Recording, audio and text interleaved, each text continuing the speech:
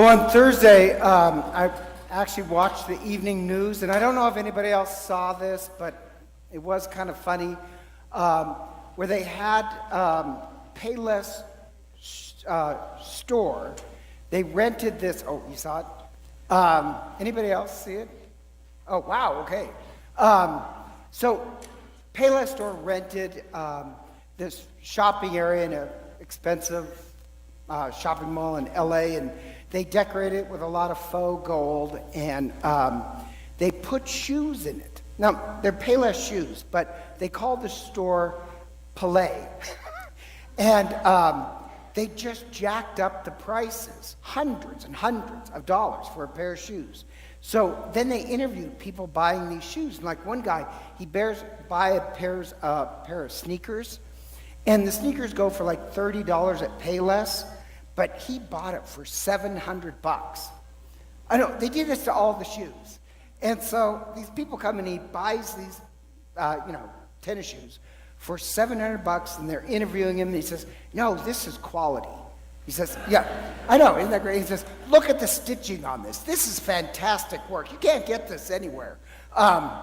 Another girl, she spent, like almost $1,000 on a pair of high heels that you could get for $30 at Payless. And they're interviewing her, and she's, look at these, everybody will envy me for these shoes. And so they interview him, but then at the end, like, they tell him, no, these are just Payless shoes. And the girl, she just started to blink when they told her, you could get those for like $30, $20 at Payless. And so it was kind of this interesting prank that they pulled on people. Like, it absolutely amazes me that people got sucked into it.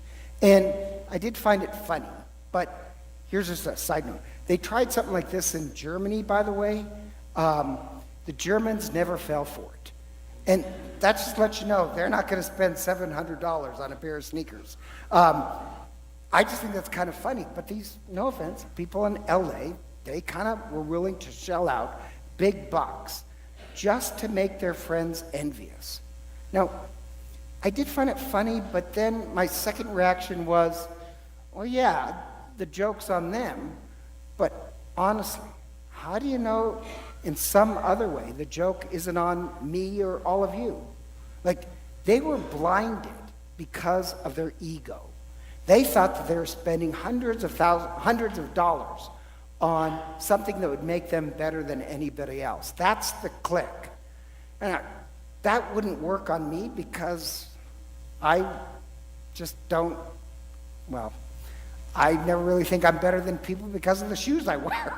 That wouldn't work with me. It wouldn't work with the Germans. I'm not even German. But it would only work if you had an ego. Now, the odd part, though, that wouldn't work on me, but I bet some other prank would. I'm not blinded by my ego, but I'm blinded by other things, and I'm sure I can miss the truth. And in an odd way, this sounds strange, this reminds me of Advent, because in Advent, we're hoping to wake up to see the truth. And the truth is, the presence of Christ is all around us. But how do you know you can see? Like, take the woman, the woman who bought, for almost $1,000 a pair of high heels. If I said to her, you really don't know shoes, she could say, I've spent thousands of dollars on high heels. My closet is loaded with them. But we know she really doesn't. The guy who said, look at the stitching, you can't find this anywhere. I'm sure he would think he's an expert but he's really just on tennis shoes. But he's blinded by his ego.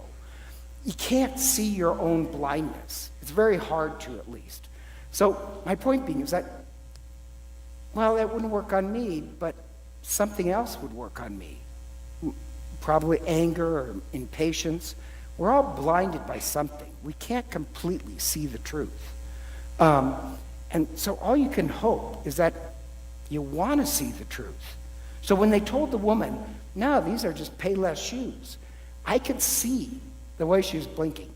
she wasn't buying it. She just refused to believe it. Does that make any sense? So how do you know you see the truth? The joke could be on us. Well, during Advent, we pray that we wake up. That's one of the phrases. During Advent, we pray that we truly wake up and see the world, see Christ coming in a new way.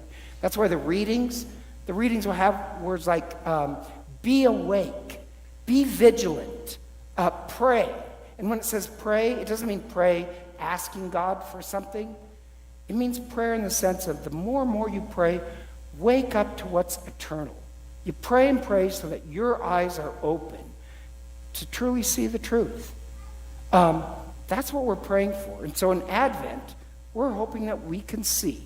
And what we want to see is the coming of Christ. And when I say the coming of Christ, I don't mean like, Christ in the distant. Like Christ is coming. He's rounding Pluto right now. He's going to be here. I mean the coming of Christ. The presence of Christ is already here among us. Christ is here among us, but most of us, let's face it, we're probably blind to the many ways that Christ comes. It says in the Gospels, there are many signs. The presence of Christ is all around us. I just think most of us, we go through life half blind. And Advent, it's kind of like this yearly retreat before Christmas, that we go on retreat that we can truly see the light coming into the world. So at Christmas time, we celebrate Christ is here. We can see the presence of Christ. But we spend a couple weeks just praying that our eyes are open to see the presence of Christ here.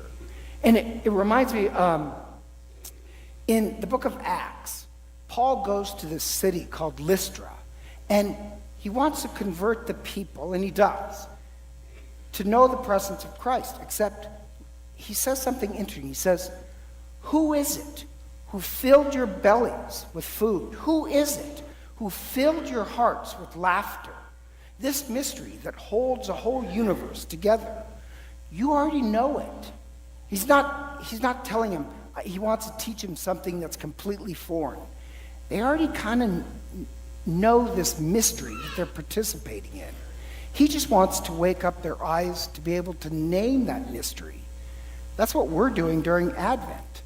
But how do you see the light in the darkness? How do you truly see the truth?